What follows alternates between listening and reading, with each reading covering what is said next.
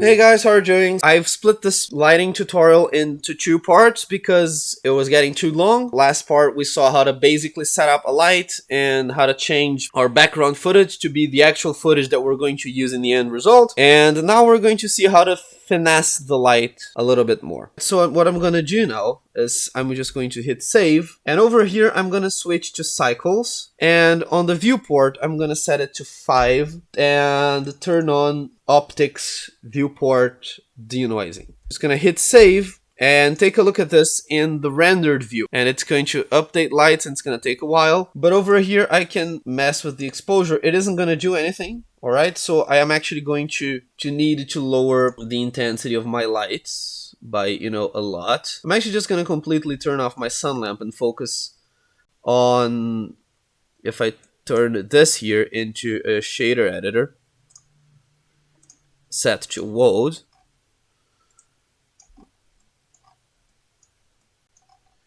I'm just going to focus on getting these dark areas as dark as these dark areas. So just, oh yeah, sometimes if I come over here to edit preferences system, using optics is a lot faster to render, but for some reason I always feel that CUDA works better on the viewport for some reason, so that's what I'm going to be using. It's a little bit annoying because then I have to just keep tweaking this number and waiting for it to update, but I do feel, I might be wrong, but I feel the CUDA works a bit better in the viewport. That's how I usually work. So I'm getting these dark areas here. These areas are, about as dark. And now for my sun lamp, I want to get this area here about as light as this area right here. I'm just going to actually slide in a timeline and just choose a frame where this Volkswagen's more visible. Over here, that's great. As you can see, I have this area here, and I'm just going to make my sun lamp stronger until it matches that area a little bit better.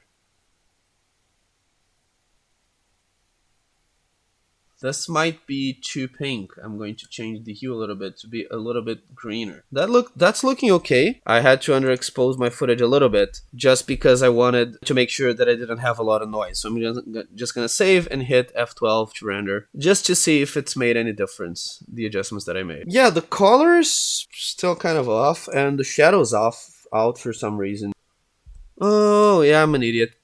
I always forget that I'm using render single layer. I'm going to turn off render single layer and I am going to hit render again. Now I'm going to actually have a shadow there. Now you can see my spaceship is fitting a bit better. There's a couple of things that I need to tweak in this light. As you can see, if you compare with, for instance, this shadow right here, this shadow is very diffuse, and this shadow, especially over here, is kind of harsh. Increasing this number here will increase the size of my shadow. Setting it to something like this, 50, it's looking okay, and this is it.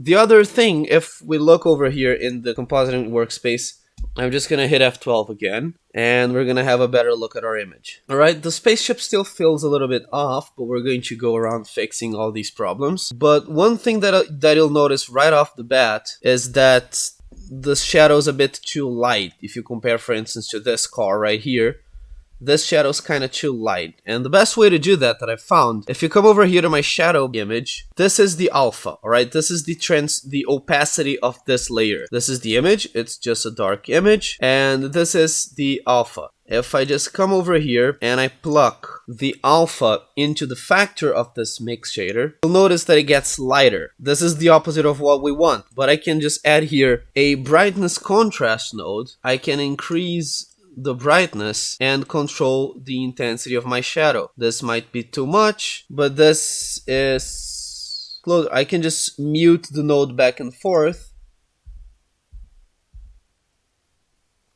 And yeah, this is a much better shadow for what we want. So I'm just gonna hit save, and this is basically what we've gotten so far. I'm not 100% pleased with the color of the light in general, so I'm gonna come over here to the foreground and I'm gonna mess with it a little bit more. Alright, just having my light selected, I am going to mess with the hue of my light, and this is just eyeballing. Alright, this looks easy, but it's actually quite difficult to do. I'm actually just gonna set this as a pure white light, and I am going to fix the color details in compositing, because that's going to be a lot easier than trying to fix them in the light, because this is an approximated workflow. My lighting is going to be just ever so slightly off, and I'm gonna have to fix it in a later stage in compositing. So trying to fix that right here and just trying to get it to look correct here is just gonna take way too much time, and it's a lot easier if I can just fix it in a later process in compositing. Especially if it's a color adjustment, then I can just look at it in each individual color channel and do any fine adjustments that I might find necessary. So let me just take a look and see where we're at. The spaceship is a little too light and a little too blue, but besides that, this is good enough for now.